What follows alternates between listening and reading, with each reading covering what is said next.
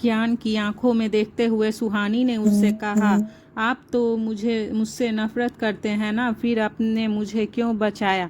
सुहानी की बात सुनकर कियान ने अपने डेंजर ओरा को बरकरार रखते हुए एरोगेंट टोन में कहा, तुम्हें दर्द देने का हक सिर्फ मेरा है, मेरे अलावा तुम्हें कोई हर्ट नहीं कर सकता।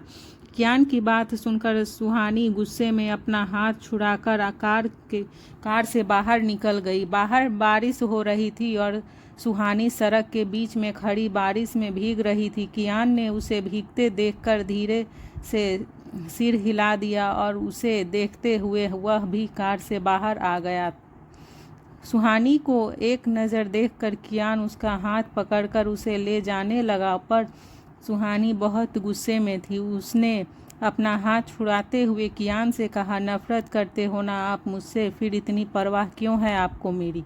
कियान ने सुहानी की बात को इग्नोर करके उसे कहा, चुपचाप घर चलो, बारिश में भीगोगी तो तबीयत खराब हो जाएगी तुम्हारी। यह सुनकर सुहानी ने गुस्से में रोते हुए कहा, हाँ तो हो जाने दो मुझे बीमार, आपको क्या फ़र्क पड़ता है? नफ़रत करते हैं ना आप मुझसे, आपको तो खुश होना चाहिए मुझे ऐसे रोते और तड़पते देखकर।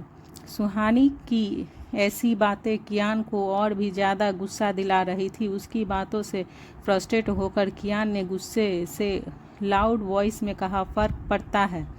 सुहानी कियान की बात सुनकर उसे एक टक देखती रह गई। फिर कियान ने सुहानी का हाथ पकड़ लिया और उसे अपने साथ ले जाने लगा लेकिन तभी एक बार फिर सुहानी ने उसे अपना हाथ छुड़ा लिया और उसके सीने पर अपने हाथों से मुक्के मारते हुए रो कर कहा, क्यों कर रहे हैं आप ऐसा? क्यों मुझे जानने क्यों नहीं देते आप? क्यों मुझे यहाँ कैद करके रखा है आपने? मैं कुछ नहीं किया, मेरी वजह से किसी की जान नहीं गई है, प्लीज़ मेरा यकीन करो। यह कहते हुए सुहानी और भी ज़्यादा रोने लगी। कियान ने सुहानी को ऐसे रोते देखकर उसे संभालने के लिए उसे कमर से पकड़कर अपने करीब खींच लिया, लेकिन फिर भी सुहानी का सिसकना बंद नहीं हो रहा था। फिर न जाने उस पल में कियान को क्या सूझी और उसने सुहानी के सिसकते होठों पर अपने होठ रख कर उसे शांत कर दिया। अचानक से कियान के उसे किस करने से वह शॉक्ड हो गई और वह उसकी चेस्ट पर अपने दोनों हाथों को रख कर उसे खुद से दूर करने की नाकाम कोशिश करने लगी। सुहानी के स्ट्रगल करने से उसकी पकड़ सुहानी की कमर पर और भी ज़्यादा कस गई। आज कियान पहले की तरह उसे रूड न होकर सॉफ्ट और पेशेंस किस कर रहा था। कुछ मिनटों तक सुहानी ने उसका विरोध किया, फिर थक हार कर सुहानी ने खुद को कियान को सरेंडर कर दिया। कियान की उस पेशेंस किस ने सुहानी की बुरी यादों को एक पल में ही भुला दिया और अब सुहानी उस किस को एंजॉय करने लगी थी। कियान के सीने पर मुक्का मारने वाले हाथ अब कियान के नेक के चारों ओर लिपटते हुए थे।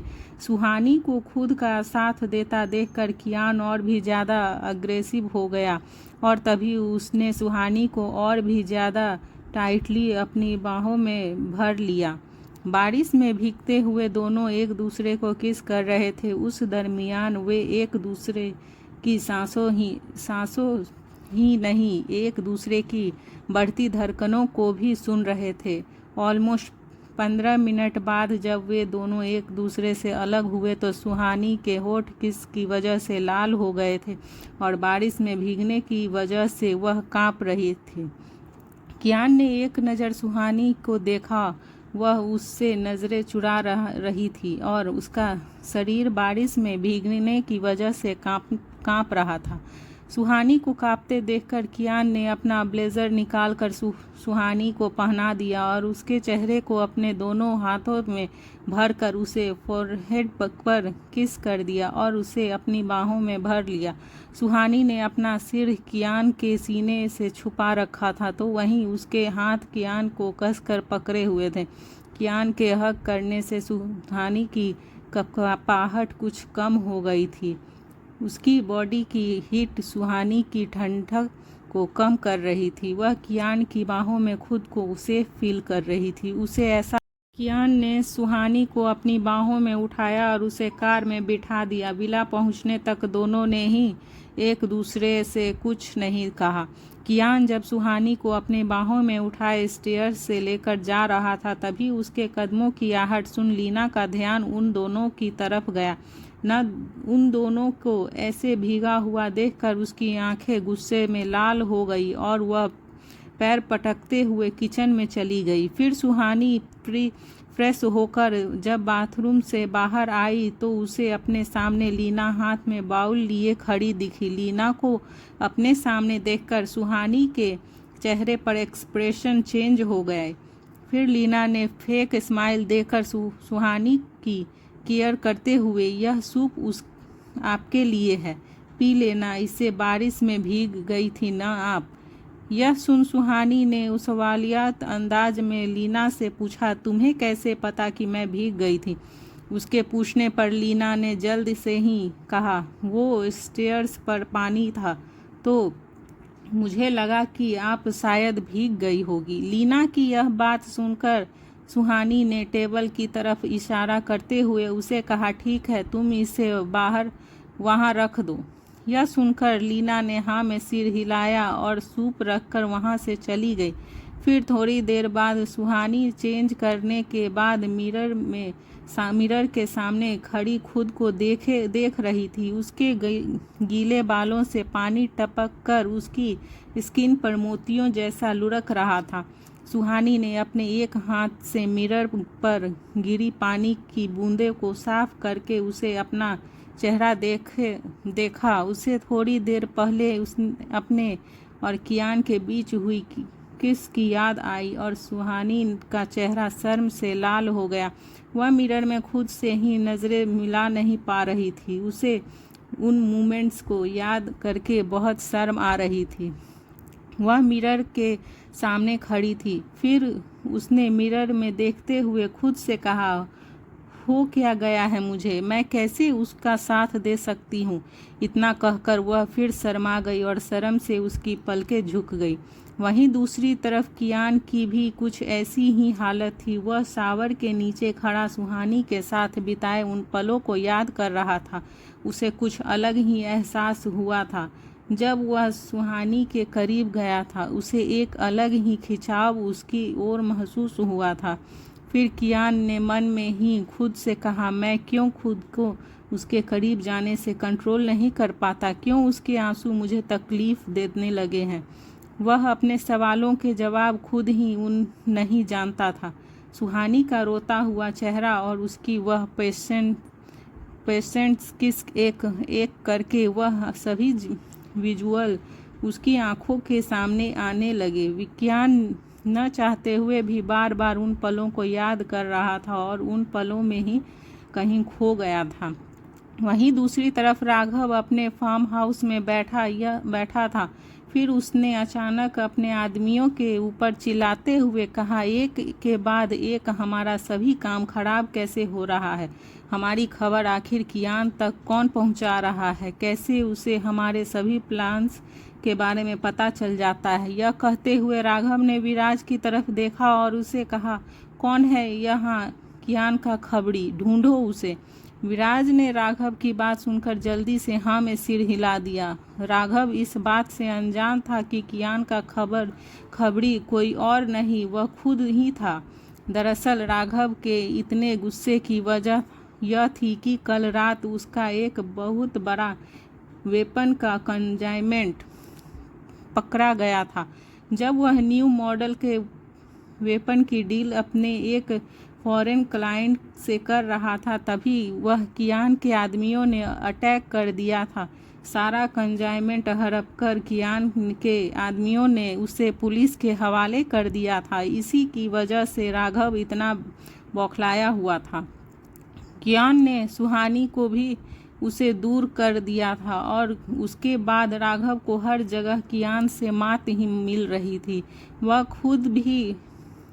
कुछ भी करके कियान को अपने रास्ते से हटाना चाहता था। कियान के रास्ते राघव कभी भी मुंबई पर हुकूमत नहीं कर सकता था।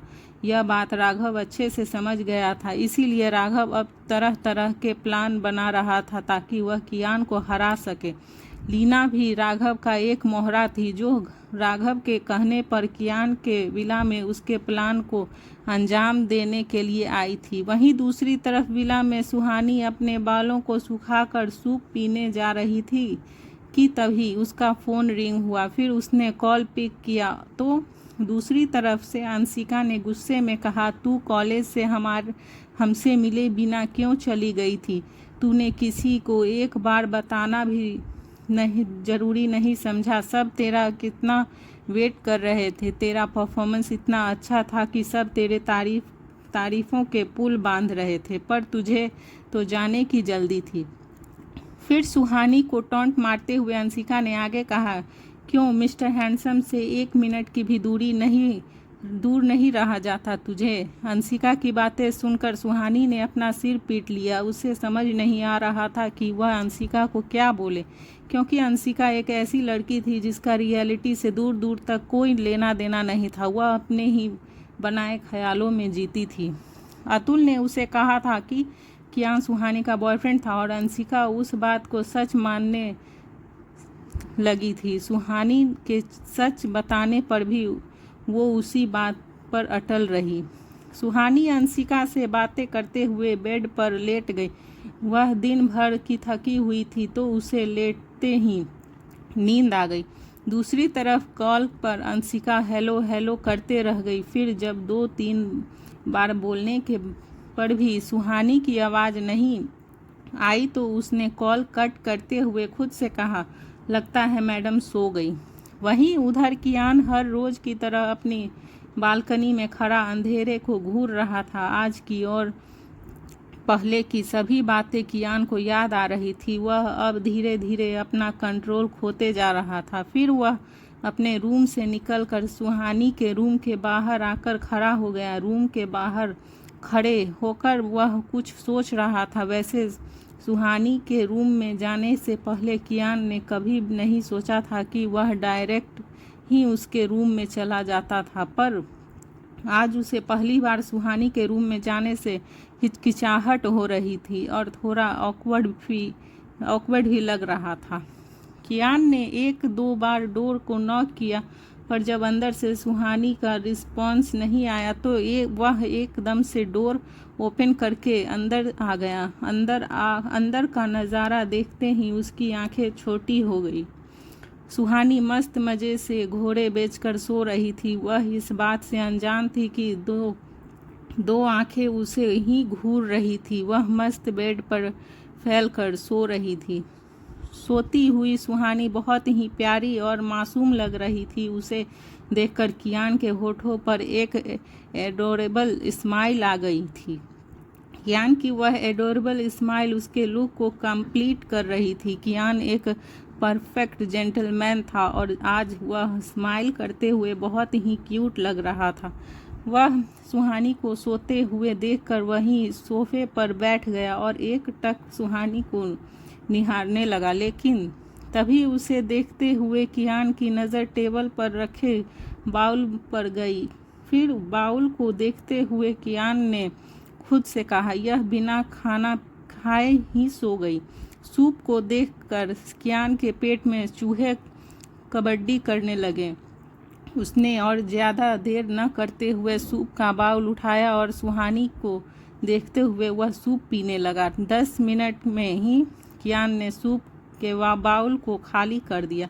फिर उसके बाद कियान सोफे से उठा और सुहानी को ब्लैंकेट उड़ा दिया। फिर वह सुहानी के नज़दीक आया और सोती हुई सुहानी को एक नज़र देखकर अपने रूम में वापस चला गया। कियान के जाने के कुछ समय बाद ही लीना सुहानी के रूम में आई और उसने सूप का खाली बाउल देखकर स्कर्टली स्माइल करते हुए खुद से कहा, मैंने कहा था ना तुम्हें, मुझे बचने के लिए बार बार लक की ज़रूरत पड़ेगी और मुझे सिर्फ एक चांस की। देखो आखिर मैंने आज तुम्हारे लक को हरा ही दिया।